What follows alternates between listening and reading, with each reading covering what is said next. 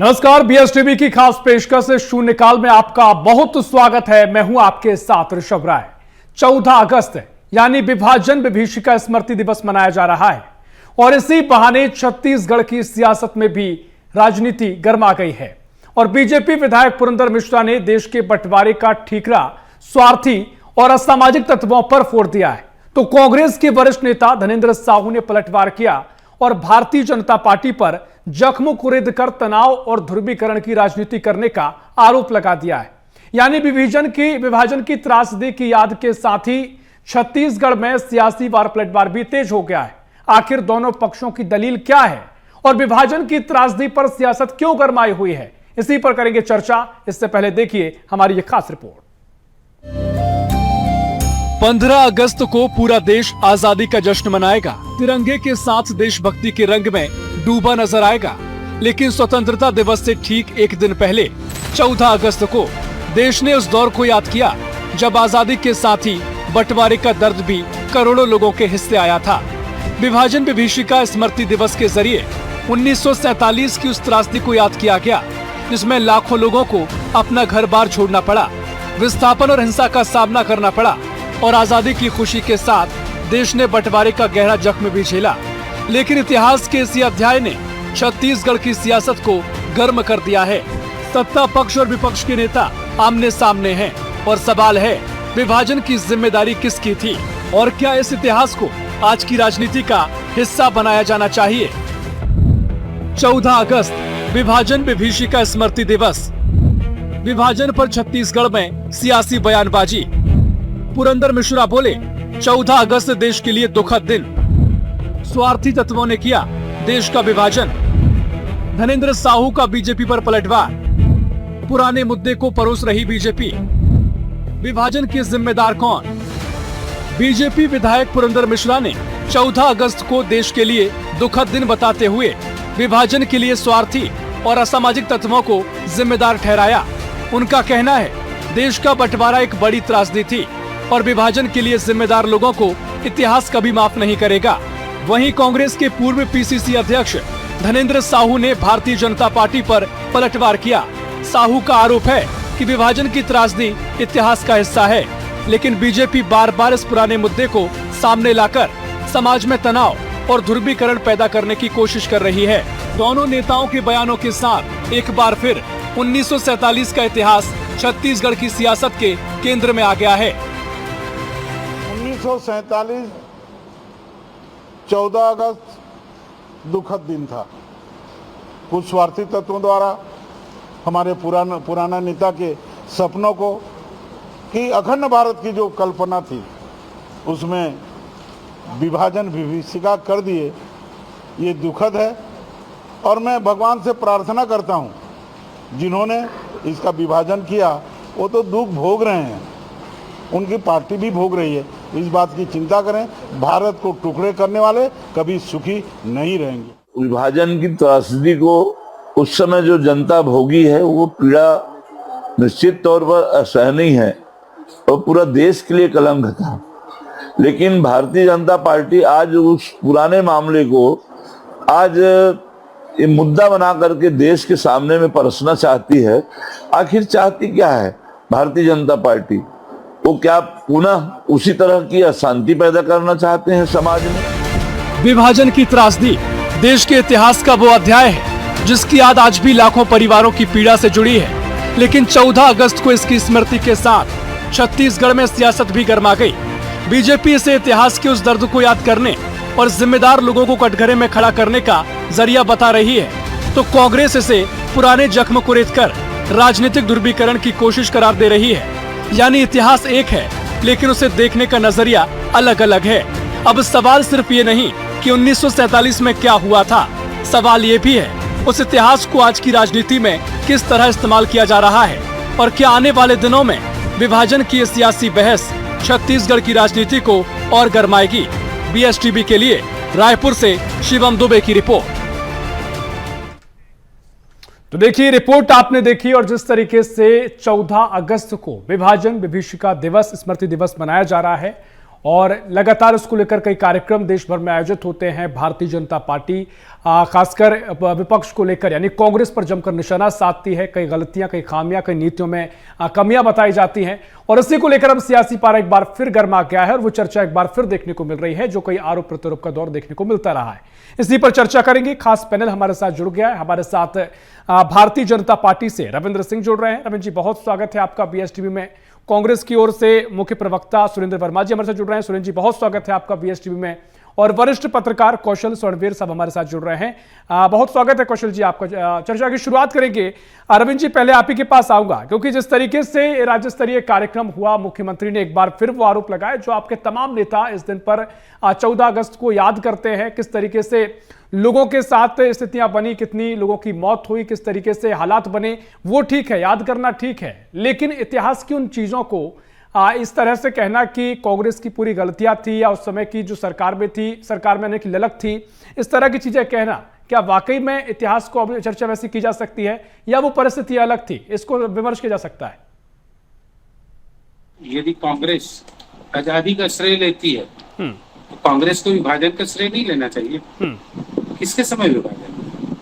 मतलब मीठा मीठा गप गप, कड़वा कड़वा थू थू, है ना। आप स्वतंत्रता संग्राम में आजाद हमने कराया और देश का विभाजन करवाया, उसका श्रेय नहीं लेंगे क्या? देखिए, मैं बताता हूँ, ये वही कांग्रेस थी जब आजादी की लड़ाई लड़ती थी ना, तो बोलती थी हम अखंड भारत का मतलब सपना देखते हैं, अखंड भारत का निर्माण करेंगे, और इसी कांग्रेस ने उस विभाजन को स्वीकार कर लिया। जितना सफल हो गया, कांग्रेस विफल हो गई। ये सच्चाई है इतिहास की। और क्यों 14 अगस्त को हम याद ना करें? उस दिन इतनी त्रासदी हुई, इतने लोग मारे गए, क्यों, किस स्तर पे मिली हमको, किस तरह के शहीद होने के बाद आजादी मिली, इसलिए 14 अगस्त को भी याद करना जरूरी है। हम अपनी पीढ़ी को तो बताएंगे ना 14 अगस्त को किसका योगदान था इस विभाजन के लिए। पूरी तरह कांग्रेस जिम्मेदार थी, क्योंकि कैबिनेट मिशन जो 1946 में बना था, उसने अंतिम प्रयास किया कि भारत को एक रखने की। उधर जिन्ना नहीं माने, इधर कांग्रेस के वो नेता जो सत्ता में आना चाहते थे, सत्ता के लोलुपता के कारण गांधी जी की बात को अस्वीकार कर दिया गया। गांधी जी ने बोला विभाजन मेरी लाश पर होगी, लेकिन कांग्रेस के वो जो नेता, कौन नेता थे सब जानते हैं, जिन्हें सत्ता चाहिए था, उन नेताओं ने गांधी जी की बात को अस्वीकार कर दिया और इस विभाजन को स्वीकार कर लिया। दोषी कौन हुआ? दोषी कांग्रेस हुए ना। तत्कालीन स्थिति परिस्थिति यदि इनके फेवर में नहीं थी तो देश आजादी का फेवर क्यों लेते हैं? क्यों लेते हैं बताइए? विभाजन का भी पूरा। और दूसरी बात कहता हूँ, मोहम्मद अली जिन्ना को बढ़ाने में किसका मतलब योगदान था? कांग्रेस में ही तो थे वो। लीग और क्या कहते हैं, जिन्ना को जो पीछे से मतलब वो दिया, पलवंडी दिया, वो कांग्रेस ने दिया। और जिन्ना का एक ही उद्देश्य था कि भारत का विभाजन करना, या तो डिवाइडेड इंडिया और डिस्ट्रॉयड इंडिया। उसको कांग्रेस ने स्वीकार किया। मैं फिर कहता हूँ, यदि अभी भी कह रहा हूँ, यदि आजादी के जीत का श्रेय लेते हैं तो विभाजन का श्रेय भी कांग्रेस के सर पर है। इतिहास इसको कभी माफ नहीं करेगा। ठीक है, एक रिएक्शन आपका हो गया। सुरेंद्र वर्मा जी, मैं आपके पास आऊंगा, आपका भी एक रिएक्शन, क्योंकि अब चर्चाएं हमेशा होती है, लेकिन जैसा कि आपके नेता कह रहे हैं कि पुरानी चीजों को अब परोसा जा रहा है, सियासी रोटियां सेकी जा रही हैं, लेकिन अब तमाम तरह की जो बीजेपी देती है कि आप अगर श्रेय लेते हैं तो क्या विभाजन का श्रेय भी आपको जाता है, उसको लेकर आप क्या स्वीकार नहीं करेंगे? और साथ ही जहां तक बात जिन्ना की सोच की है, वो तो सभी स्वीकार करते हैं, लेकिन तमाम विफलताएं, क्या ये ऐसी स्थिति बन सकती थी कि विभाजन ना होता? इसको लेकर आरोप लगाए जाते हैं बीजेपी द्वारा। आपका क्या कुछ इस पर रुख? सब जी, जितने गुनहगार देश के विभाजन के लिए जिन्ना है, उससे ज्यादा वर्तमान सरकार के जो पितृ पुरुष है, जो इनके आइडियोलॉजी के ध्वज वाहक हैं, वो उससे ज्यादा गुनहगार इसलिए हैं कि ये ऐतिहासिक सत्य है। ये इतिहास पढ़ना सीखे संगी। 1923 में पहली बार सावरकर ने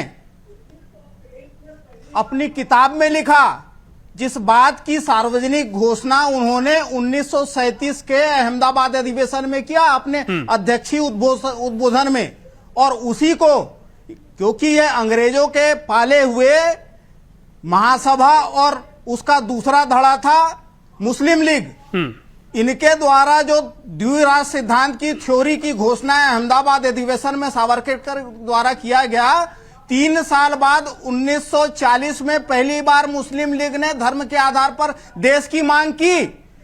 तो इस नफरती एजेंडे के बीज बोने का काम भारतीय जनता पार्टी के पितृ संगठन आरएसएस और महासभा के प्रमुख, इनके नेता तथाकथित फर्जी वीर सावरकर ने किया था, यह ऐतिहासिक तथ्य है।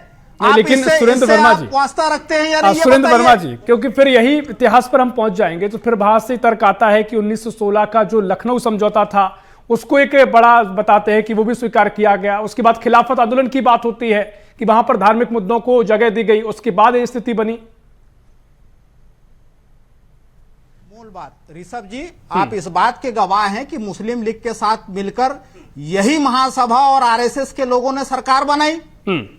तो एजेंडा तो इनका था और तत्कालीन जो परिस्थितियां थी, देखिए मेरा यह स्पष्ट मानना है और कांग्रेस पार्टी यह मानती है कि आजादी की पूर्व संध्या पर स्वतंत्रता संग्राम सेनानियों के कृतित्व को नमन करने का, उनके लिए धन्यवाद ज्ञापित करने का और उनके प्रति एक सम्मान का भाव प्रकट करने का दिन है। लेकिन भारतीय जनता पार्टी जो 12 साल से सरकार में है, जो विभाजन की विभीषिका कार्यक्रम का आयोजन ही इसलिए करती है कि इनका जो नफरती एजेंडा है, जिसको देश का युवा आज मानने से इनकार कर दिया है, उसको खारिज अभी हमने सबने देखा कि पूरे देश में जो छात्र आंदोलन हुए वो भारतीय जनता पार्टी के नफरती एजेंडे के खिलाफ नारेबाजी। हम चर्चा पर लौटेंगे, लेकिन आपके अपने तर्क है। मेरा साफ ये कहना है कि जो सिविल वार की स्थिति हुई, जो वहां पर अराजकता फैलाई गई, उसमें इन्हीं के पूर्वज संगठनों का हाथ था। आरएसएस की क्या भूमिका थी आजादी की लड़ाई में? तो आपने देखा नमक सत्याग्रह 1930 में जब शुरू किया गांधी जी के द्वारा, हेडगेवार ने चिट्ठियां लिखी, शामिल होने से मना किया गया। 1942 में भारत छोड़ो आंदोलन जब चला, संघ ने खुले तौर पर खिलाफत की। सुभाष चंद्र बोस के आजाद हिंद फौज के खिलाफ अंग्रेजी सेना में भर्ती होने के लिए ये ऑर्गेनाइजर में इश्तेहार आते थे। तो भारतीय जनता पार्टी के मित्र संगठनों का जो इतिहास है, जो कालिक पुते हैं इनके दरिद्रता भरे इतिहास में, उसको धोने के उस पर ठीक है। देखिए यहाँ पर अपने तर्क हैं, मैं आऊंगा, मैं लौटूंगा। रविंद्र जी एक क्विक रिएक्शन 10 सेकंड में दीजिएगा, फिर कौशल जी के पास जाऊंगा, क्योंकि तमाम बातों का जिक्र किया है, आरएसएस की भूमिका का जिक्र किया है, आप ही पर कई आरोप लगाए। 10 सेकंड। ये हिंदू महासभा और मुस्लिम लीग की गठजोड़ की बात बोलते हैं। 1946 में अंतरिम सरकार बनी, जवाहरलाल नेहरू नेतृत्व में 5 सदस्य मंत्री थे। जोगेंद्र नाथ, ये ऐसा चिल्लाओगे ना तो फिर डिबेट नहीं होने दूंगा। बदतमीजी नहीं करेंगे सुरेंद्र जी, बदतमीजी नहीं करना, डिप्टी सीएम बनाए, बदतमीजी बंद करिए आप, बदतमीजी बंद करिए, तो ये बदतमीजी बंद करिए पहले तो, मुंह में पुती हुई है, ये बदतमीजी बंद करिए आप, चेहरे से बदतमीजी बंद करिए आप। चलिए ठीक है, देखिए हम चर्चा काफी महत्वपूर्ण है, हम चर्चा पर लौटेंगे, एक एक करके आ रहे हैं क्योंकि कौशल जी सुन रहे हैं। कौशल जी के पास मैं जाऊं, कंप्लीट कीजिएगा रविंद्र जी कंप्लीट कीजिए। ऋषभ जी रोकिए उनको, बदतमीजी पर। ठीक है सुरेंद्र वर्मा जी बात रख लीजिए, आपने चर्चा की शुरुआत की है। सुरेंद्र जी आपने बात रख ली है, रविंद्र जी बात रख ली है। अंग्रेजों के मुखबिर थे सुरेंद्र वर्मा जी, आपकी बात को सुन लिया गया, आप भी बात को सुन लीजिए। आ रहा हूं मैं आपके पास, ऐसा नहीं चलेगा। सुरेंद्र वर्मा जी आ रहा हूं मैं आपके पास, रविंद्र जी बात कंप्लीट कीजिए। बोलना क्या मिर्ची लगी इनको, हिंदू महासभा। रविंद्र जी कंप्लीट कीजिएगा, छोड़ दूंगा। रविंद्र जी कंप्लीट कीजिएगा, उनको रोकिए पहले, बता दीजिए जिन्होंने। सुरेंद्र वर्मा जी मैं आ रहा हूं आपके पास, ऐसे चर्चा कैसे हो पाएगी? आ रहा हूं आपके पास, रविंद्र जी कंप्लीट कीजिएगा। बदतमीजी करते हैं कांग्रेस के लोग, मैं कह रहा हूं। हिंदू महासभा को आरोप लगा रहे मुस्लिम लीग के साथ जब अंतरिम सरकार बनी, ये गलत बात है, ये गलत बात है। ये सांप्रदायिक लोग, ये जो धर्म विभाजन करने वाले, ये देश विभाजन करने वाले, फिर ऐसा डिबेट नहीं चलेगा। इनकी बात को सुनो, मैं बोल रहा हूँ, इनको तकलीफ। ठीक है, मैं उम्मीद कर रहा हूँ, क्योंकि देखिए महत्वपूर्ण कौशल जी लगातार सुन रहे हैं। जी रविंद्र जी, गंभीर मुद्दा है, इन्होंने प्रश्न उठाया हिंदू महासभा मुस्लिम लीग का। मैंने कहा अंतरिम सरकार में जवाहरलाल नेहरू के नेतृत्व में 5 मुस्लिम लीग के मंत्री बने, तब इनके मुंह में दही जमा था, तब ये नामर्दगी के शिकार थे। क्या कर रहे थे लोग, और किसके बारे में बात कर रहे हैं? वीर सावरकर के बारे। अरे किताब के 50 अंश दिखा दूंगा, नहीं हो सकते धोखेबाज गद्दार कांग्रेस। ठीक है, देखिए रविंद्र जी, ठीक है, आपके अपने तर्क है, सुरेंद्र जी आपके तर्क है, महत्वपूर्ण चर्चा है। इस पूरी चर्चा को कौशल सोनबेर जी बड़ी धैर्यपूर्वक साथ सुन रहे हैं। कौशल जी मैं आपके पास आऊंगा, आ रहा हूं सुरेंद्र जी, आपने अपनी बात रख ली है, अभी थोड़ा रुक जाइए, आपकी बात सुन ली गई है, आऊंगा मैं, आप लौटूंगा। कौशल जी ठीक है, कौशल जी मैं आपके पास आ रहा हूं, क्योंकि कौशल जी जिस तरीके की चर्चाएं अभी होती है या फिर एक जो परंपरा सियासत की देखने को मिलने लगी है 14 अगस्त को लेकर।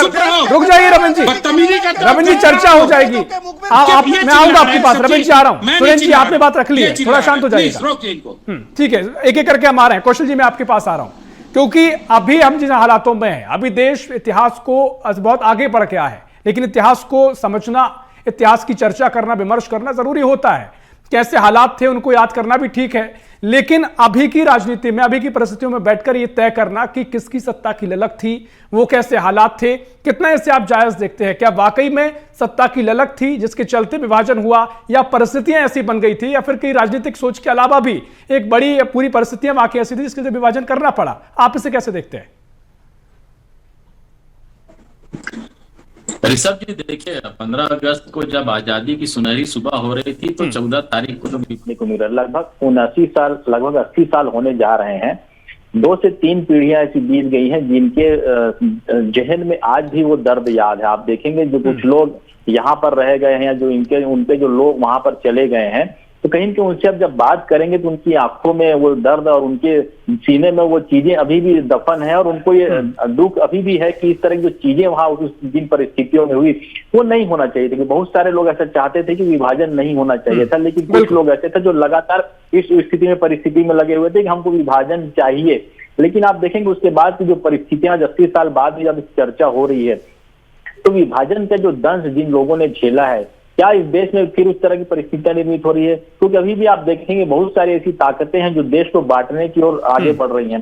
तो हमको उनसे लड़ने की जरूरत है ना, कि निश्चित तौर पर इतिहास को जानना समझना सबके लिए आवश्यक है, लेकिन वर्तमान में जो परिदृश्य है, वर्तमान में जो परिस्थितियां हैं देश के सामने, बहुत से ऐसे तत्व हैं, बहुत से ऐसे संगठन हैं, बहुत से ऐसे लोग हैं जो कहीं न कहीं देश को भीतर ही भीतर खोखला करने की कोशिश करें। मुझे लगता है कि उस पर हमको नए सिरे से सोचने और देखने, विचार विमर्श करने की आवश्यकता है। क्योंकि यदि आप विभाजन की विभीषिका की बात करेंगे तो क्यों हम फिर से उस देश को उस दिशा में ले जाने की कोशिश करें? कौशल जी, क्योंकि विभाजन की विभीषिका की बात करना फिर भी ये ठीक है कि किस तरह से हालात थे उन लोगों को याद किया जाए, लेकिन जिम्मेदार किसी को ठहराया जाए, इससे आप कितना उचित मानते हैं? कि क्योंकि तब तो कोई पार्टियों में कंपटीशन नहीं था किसको सत्ता में आना है, सबको आजादी की बात करनी थी। तो अभी ये कैसे एक कहना कितना उचित होगा कि सत्ता को पाने के लिए, सत्ता में बैठने के लिए इस तरह का विभाजन कर दिया गया? क्या ये वाकई वो तस्वीर को राजनीतिक एक दृष्टिकोण से माना जाए, या वाकई में न्यूट्रल हिस्ट्री को देखें तो ये हालात थे?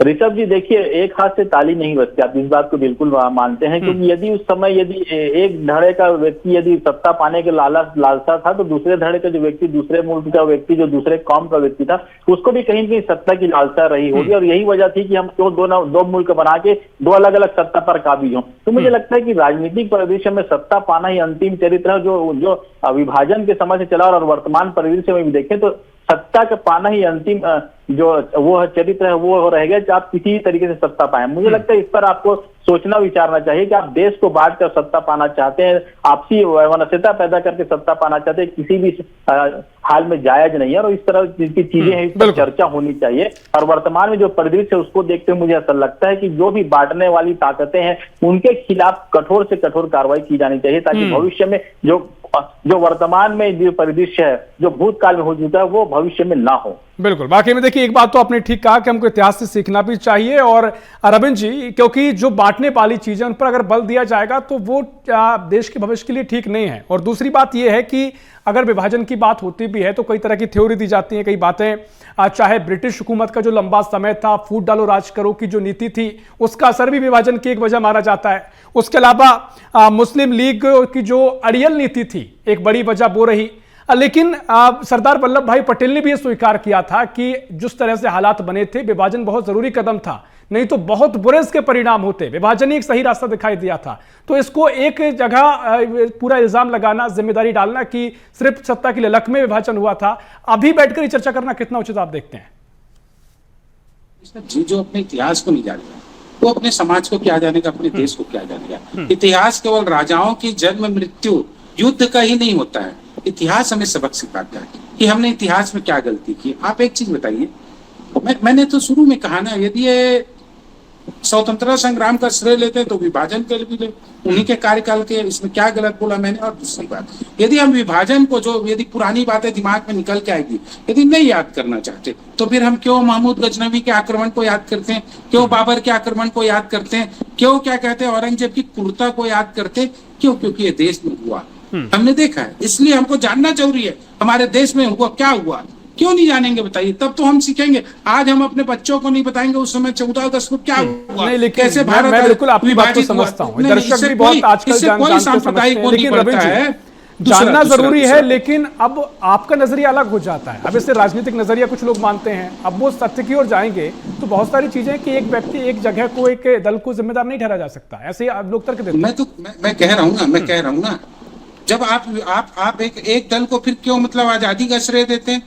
जो दल आजादी का श्रेय लेता है वो विभाजन का भी लेना और बिल्कुल जिम्मेदार है।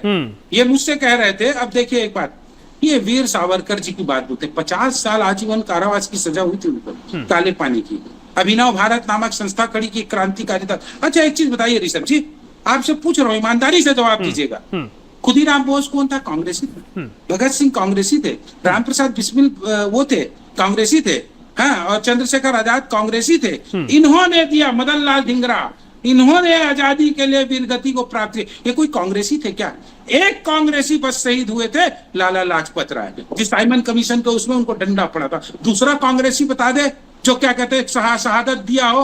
और उसके बाद इन्होंने 70 साल हमने आजादी दिलाई, हमने आजादी दिलाई, वो प्राप्त कर लिए सत्ता।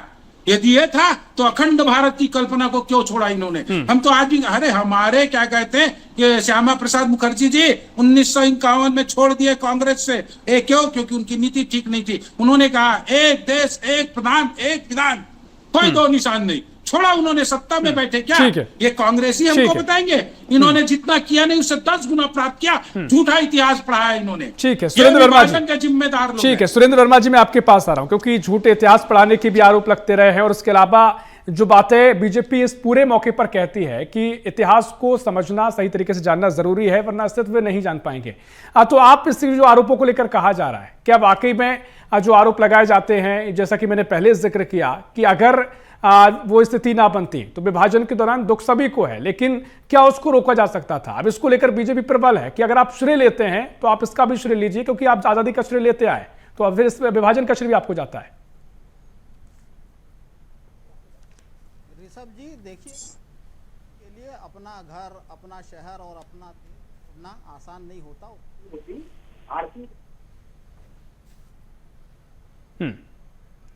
सुरेंद्र जी, जी जी, देखिए मुझे लग रहा है आपकी आवाज यहां पर नहीं पहुंच पा रही। विभाजन की जो विभीषिका थी, जो परिस्थितियां उसके लिए जिम्मेदार है, उसमें भारतीय जनता पार्टी के पितृ संगठनों की मूल भूमिका थी। जो परिस्थितियां निर्मित की गई देश के सामने, बार बार अभी भी झूठ बोलते हैं। अभी ये कह रहे हैं कि ये कांग्रेस के कार्यकाल में हुआ। 14 अगस्त 1947 को कांग्रेस की सरकार थी। कितना झूठ बोलेंगे आप? दूसरी बात, ये बार बार ये कह रहे हैं कि मेरे भाई 1885 को कांग्रेस स्थापित हो गई। अरे सुन लीजिए, ये गद्दारों का महिमा मंडित करना छोड़ दीजिए। काला पानी की सजा हजारों कांग्रेसियों को हुई, किसी ने माफी नहीं मांगा। किसी ने अंग्रेजी हुकूमत के सामने 13 माफीनामा नहीं लिखा। किसी ने गद्दारी करके पेंशन नहीं लिया अंग्रेजों से। और उसके बाद जब रिहा हुए, उसके बाद अंग्रेजों से पैदा हुआ संगठन था। मानोगे इस बात को? मानोगे कि नहीं मानोगे? स्वीकार कर रहे हो? कांग्रेस अंग्रेजों से पैदा हुआ संगठन था। मानते हो? मानते हो? अरे पहले जवाब दो। अंग्रेजों से पैदा किया गया कांग्रेस, तो ये गद्दारों की पार्टी है। इनके अंग्रेजों से पैदा किया कांग्रेस, कांग्रेस अंग्रेजों के द्वारा पैदा किया हुआ। स्वीकार करोगे कि नहीं करोगे? बोलो। अरे अंग्रेजों के द्वारा उत्पन्न किए गए कांग्रेसी आज हमको सिखाएंगे? ठीक है सुरेंद्र वर्मा जी, आपके अपने तर्क है। रविंद्र सिंह जी, आपके अपने तर्क है। समय पूरा हो रहा है। कौशल जी, मैं आपके पास आऊंगा। ठीक है कौशल जी, मैं आपके पास आऊंगा। कौशल जी, आज के समय में राजनीतिक तौर पर इससे आप कैसे देखते हैं? अपने अपने तर्क है। ऋषभ जी, मेरा निवेदन है। रविंद्र जी, समय पूरा हो गया, 10 सेकंड में कंप्लीट कीजिए। रविंद्र जी, कांग्रेस था कि नहीं था? कुछ नहीं। अंग्रेजों से पैदा किया गया कांग्रेस था कि नहीं था? ठीक है कौशल जी, ठीक है रविंद्र जी, आपकी बात को सुन लिया। समय की कमी है, बाकी चर्चा इस पर हो सकती है। कौशल जी, मैं आपके पास आ रहा हूँ। आज के समय में राजनीतिक तौर पर इसे आप कैसे देखते हैं? क्या वाकई में राजनीतिक चश्मे के अलावा भी इससे न्यूट्रल होकर देखा जा सकता है और इससे क्या कुछ सीखा जा सकता है जो हमने इतिहास में देखा? कांग्रेस जिस भूमिका में सावरकर थे, कांग्रेस अंग्रेजों से पैदा की गई संस्था। रविंद्र जी लगातार आप बोल रहे हैं। सुरेंद्र जी लगातार बोल रहे हैं। समय पूरा हो गया। जी सुरेंद्र जी रुक जाइए। कौशल जी, ऋषभ भी देखिए, निश्चित तौर पर जो परिस्थितियां 19 ये आज हम 2027 में पहुंचने के करीब है। मुझे ऐसा लगता है कि जो जब ये अपनी उपलब्धि बताने ये नाकाम रहे तो ये फिर से कौशल जी बड़े धैर्यपूर्वक वो बात रख लें, अपनी समय पूरा हो गया। जब हम अखंड भारत की ओर बात कर रहे हैं और अखंड भारत की दिशा में आगे बढ़ रहे हैं, तो मुझे ऐसा लगता है कि जो विस्फोटक जो चीजें पैदा करने वाली जो सामाजिक तत्व हैं, उनके खिलाफ सख्ती से निपटना चाहिए, क्योंकि अभी भी देश को बांटने वाली ताकतें इस देश में मौजूद हैं। मुझे लगता है कि जो विभाजन के बीच का उस समय थी, वर्तमान परिदृश्य में देश के भीतर जो इस तरह के जो लोग हैं, इस तरह के जो कृत्य में लिप्त हैं, उनके खिलाफ सख्ती से निपटना चाहिए। तभी हमें ऐसा लगता है कि जब हम सार्वभौम सिद्धांत को आगे बढ़ा सकते हैं और एक देश के जो अखंड भारत की जो सिद्धांत है उसके हम आगे बढ़ सकते हैं। मुझे लगता है कि इस पर जो राजनीति होती है, इस पर राजनीति नहीं होनी चाहिए। सभी भाजपा हो, कांग्रेस हो, चाहे किसी भी दल का व्यक्ति हो, वो आज की डेट में भारतीय है और उसको भारतीय होने के नाते देश के स्वाभिमान को और देश को आगे बढ़ाने की दिशा में सोचना चाहिए, मुझे ऐसा लगता है। बिल्कुल नहीं, बिल्कुल वाकई में इस चीज को बड़े महत्वपूर्ण तरीके से, क्योंकि अब हमें भविष्य की ओर भी देखना है और एक बेहतर भविष्य की ओर रुख करना है, तो उसके लिए महत्वपूर्ण बातें हैं।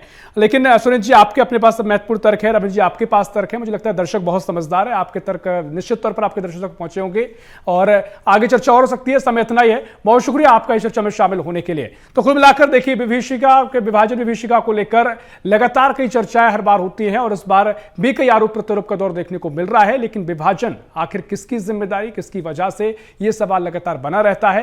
लेकिन अब देश बहुत आगे बढ़ चुका है और एक नए उभरते हुए भारत का भविष्य इंतजार कर रहा है। चर्चाओं का दौर लगातार जारी रहता है। फिलहाल अगली इस खास पेशकश में इतना ही। देश प्रदेश की और भी खबरों के लिए देखते रहिए BSTV। नमस्कार।